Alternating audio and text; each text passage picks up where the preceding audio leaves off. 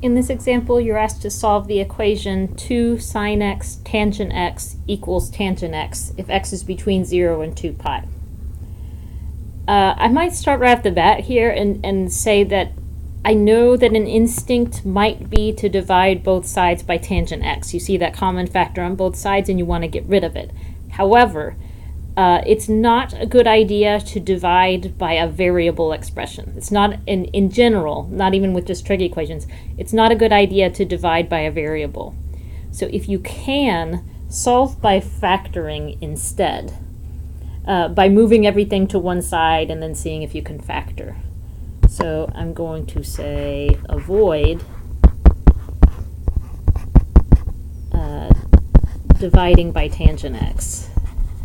And I can come back once we have a solution and give you some good, clear evidence about why that's not a good idea. But I will say now, you lose solutions. You'll get only part of the solution set when you divide by a variable, typically.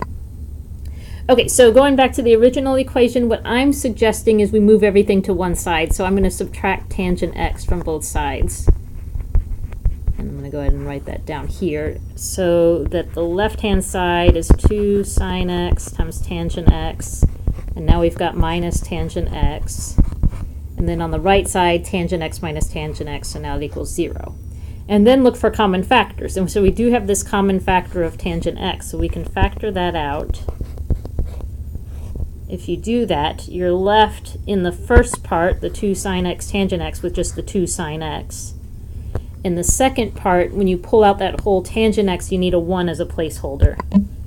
So we're left with 2 sine x minus 1.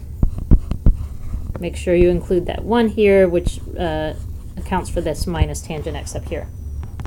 Now set each factor equal to 0.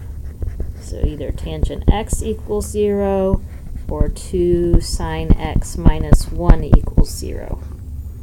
And then we need to isolate the trig function over here. The trig function is already isolated in that equation. So if you add 1 to both sides and then divide by 2, if it's all right with you, I'm going to jump straight to, so we add 1, and then we're going to end up dividing by 2 to isolate sine x. So you end up with sine x equals 1/2. All right, now once you have your trig functions isolated, and if you notice, I mean, we have nice values here that we know do appear on the unit circle, then you can grab your unit circle to find the solutions. So I'm switching over to this page. So one equation that we ended up a second ago with was tangent x equals 0. So remember, on the unit circle, tangent is the ratio y over x. That's our sine over cosine. And so tangent's going to be 0. That ratio is going to be equal to 0 when you have a 0 on top. So when the sine of x is equal to 0. Which that's going to occur, let's see, we're looking for solutions between 0 and 2 pi. That's going to occur here because our y over x would be 0. Your tangent of pi would be y over x, which is equal to 0. And here, y over x would be equal to 0 here. So let me jot that down over here. X equals 0 radians or pi radians for solutions to that equation. Now the other equation was, we ended up with sine x equals 1/2. So remember, sine is the y coordinate on the unit circle. So the y coordinate is 1/2 here. And y is also positive over here in quadrant 2. There's another solution here.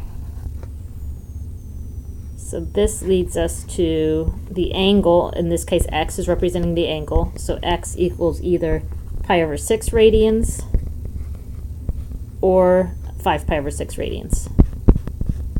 Okay, and that's your solution set, those 4 values. These 2 values here, these 2 values here.